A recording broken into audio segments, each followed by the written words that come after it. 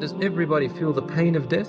The answer to that, the Prophet ﷺ told us that everyone will taste the sakarat of death. And Allah subhanahu wa ta'ala tells us in the Quran, وَجَاءَتْ سَكْرَةُ الْمَوْتِ بِالْحَقِّ. The intoxications of death have come in reality.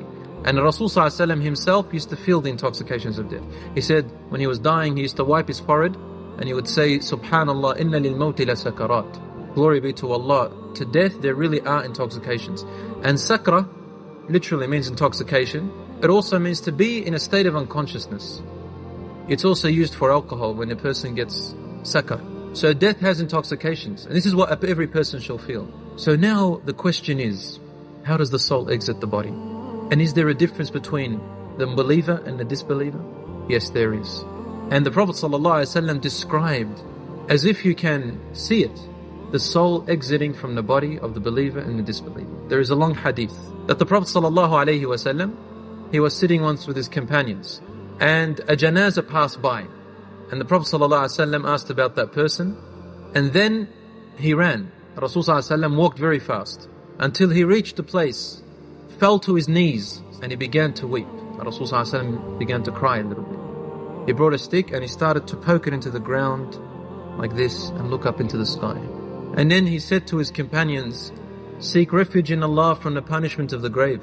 And they sought refuge. Then he said again, seek refuge in Allah from the punishment of the graves. And they all said, and he said it a third time. Then the Prophet ﷺ looked at us and said, the believing person, when he is about to depart from this world, to be detached from the world, and he is almost about to go into the hereafter, two beautiful angels will come down from the sky. They have got beautiful faces full of light, as if their face is the sun itself. They have perfume from paradise, and they have a shroud from paradise.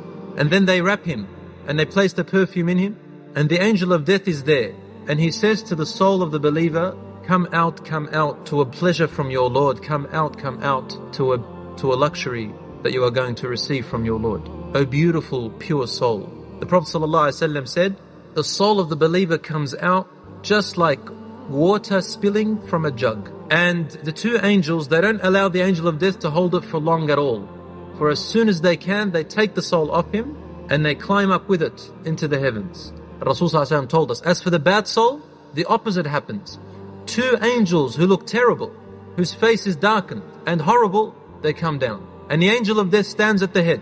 And the two angels bring with them ugly smelling smell from hellfire. And the angel of death says, "Ukhruji ayyatuha ar-ruh al-khabitha."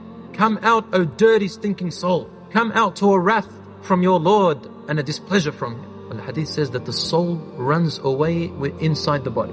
And he rips it out. When he rips it out, Rasulullah gives an example, an image, like a thorny tree inside of wet wool. And you rip it out. But the point is, he feels it or she feels it. He says, as soon as the angel of death carries the soul, the two angels grab it, put it in this shroud from hellfire and this ugly smelling stuff from hellfire, and they go up into the heavens as well. But every time he passes a group of angels, they say, whoa, what is this stinking soul? And everyone run away from it. It will reach the first sky. It will be asked to open the doors for it, and they refuse. Allah says this in the Quran actually. He's saying those who disbelieved in our ayat, our signs, and they had arrogance and vanity over it, the doors of the skies will not open for them. They will never enter paradise until the camel enters through the hole of a needle. Is it possible for a camel to enter through that hole of a